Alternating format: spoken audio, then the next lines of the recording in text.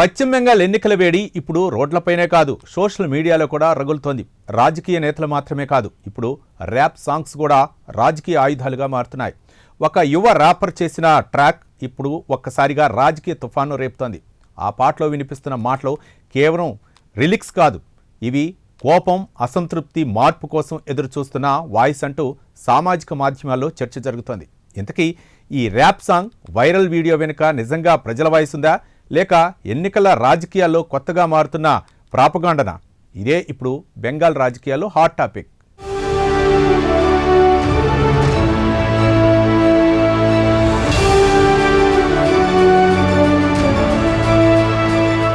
పశ్చిమ బెంగాల్ రాజకీయాల్లో ఇప్పుడు పోరు కేవలం సభలు, ర్యాలీలకే పరిమితం కాలేదు. స్క్రీన్ల మీద, సోషల్ మీడియాలో పాటల రూపంలో కూడా కొనసాగుతోంది. ఒక ర్యాప్ సాంగ్, ఒక వైరల్ వీడియో, దాని ప్రభావం మాత్రం భారీగా ఉంది. ఈ వీడియోను షేర్ చేస్తూ అమిత్ మాల్వియా చేసిన వ్యాఖ్యలు ఇప్పుడు రాజకీయ వేదికను మరింత వేడెక్కించాయి.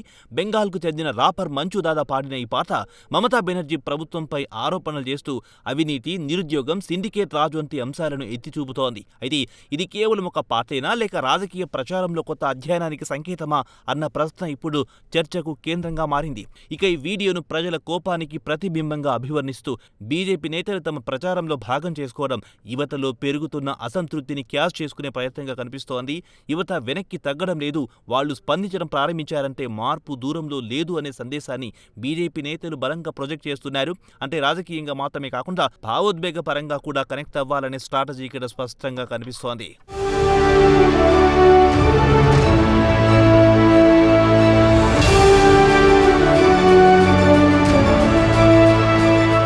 ఇక ఈ ర్యాప్ వీడియోలో వచ్చిన ఆరోపణలు, అవినీతి, రేషన్ స్కామ్, సిండికేట్ వ్యవస్థ ఇవన్నీ ఇప్పటికే బెంగాల్ రాజకీయాల్లో హాట్ టాపిక్స్. ముఖ్యంగా అసన్సోల్స్ వంటి పరిశ్రమ ప్రాంతాల్లో అక్రమ తవ్వకాల ఆరోపణలు, స్థానికంగా ఏర్పడిన నెట్వర్క్ల ప్రభావం వంటి అంశాలను ప్రస్తావిస్తూ ప్రధాని మోడీ కూడా తన ప్రసంగాల్లో విమర్శలు గుప్పించారు. దీంతో ఈ ర్యాప్ వీడియో ఒక పాటగా కాకుండా ఒక రాజకీయ నెరేటివ్గా మారిపోయింది. అయితే ఈ కథలో మరోవైపు కూడా ఉంది.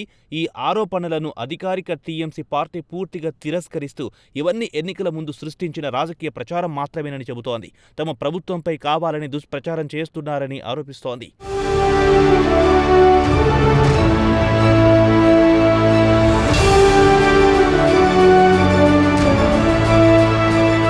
మరోవైపు గతంలో రాజకీయ ప్రచారం అంటే సభలు, పోస్టర్లు, టీవీ యాడ్స్. కానీ ఇప్పుడు సోషల్ మీడియా కాలంలో మీమ్లు, షార్ట్ వీడియోలు, ర్యాప్ సాంగ్స్ కూడా ప్రచార ఆయుధాలుగా మారాయి. బీజేపీ ఈ ర్యాప్ వీడియోను ఉపయోగించుకుంటూ మరోవైపు టీఎంసీ ఫైటర్ దీది వంటి యానిమేషన్ క్యాంపెయిన్స్తో కౌంటర్ ఇస్తోంది. అంటే ఇది కేవలం రాజకీయ పోరు కాదు, ఇది డిజిటల్ వార్. ఈ డిజిటల్ వార్లో ముఖ్యంగా టార్గెట్ అవుతున్న వర్గం మాత్రం యువతే. ఎందుకంటే సోషల్ మీడియాలో ఎక్కువగా యాక్టివ్గా ఉండేది వాళ్ళే. అందుకే బీజేపీ తన మేనిఫెస్టోలో కూడా యువత, మహిళలపై ప్రత్యేక దృష్టి పెట్టింది.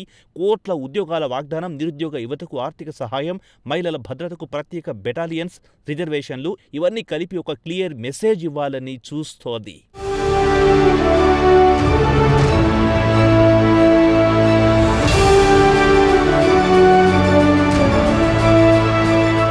ఇక టీఎంసీ మాత్రం మరో కోణంలో ప్రచారం సాగిస్తోంది. సరిహద్దు భద్రత, ఎన్ఆర్సీ, డీలిమిటేషన్ వంటి అంశాలను ప్రస్తావిస్తూ స్థానిక ప్రజల ఆందోళనను ఎత్తిచూపుతోంది. ముఖ్యంగా బెంగాలీ గుర్తింపు, మైనార్టీ హక్కుల వంటి అంశాలను ముందుకు తీసుకొస్తోంది.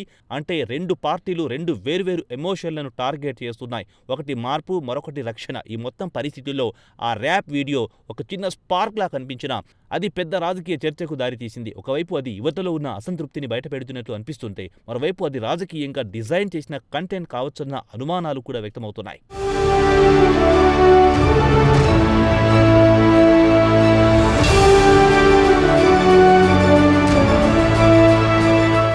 మరోవైపు ఎన్నికల తేదీలు దగ్గర పడుతున్న కొద్దీ ఈ పోరింకా వేడెక్కుతోంది. సభలోనూ, సోషల్ మీడియాలోనూ, వీడియోల్లోనూ ప్రతి ప్లాట్ఫామ్ ఒక యుద్ధ భూమిలా మారుతోంది. కానీ చివరికి నిర్ణయం తీసుకునేది ఓటరే. అతను ఈ సందేశాలను ఎలా అర్థం చేసుకుంటాడు, ఏ నెరేటివ్ను నమ్ముతాడు అన్నది ఫలితాన్ని నిర్ణయించనుంది.